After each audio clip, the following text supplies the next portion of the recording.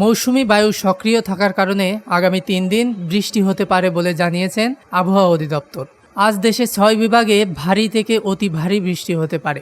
অন্য 2 বিভাগের অধিকাংশ জায়গায় মাঝারি বৃষ্টি হতে পারে।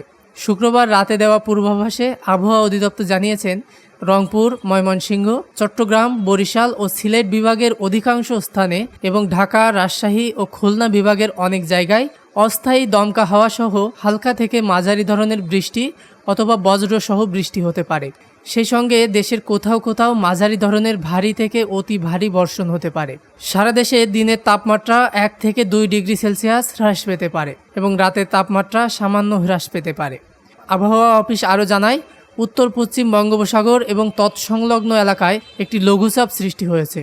মৌসুমী বায়ুর অক্ষ বিহার, লঘুচাপের কেন্দ্রস্থল এবং বাংলাদেশের দক্ষিণাঞ্চল হয়ে পূর্ব উত্তর দিকে আসাম পর্যন্ত বিস্তৃত রয়েছে এবং উত্তর বঙ্গোপসাগরের অন্যত্র প্রবল অবস্থায় রয়েছে।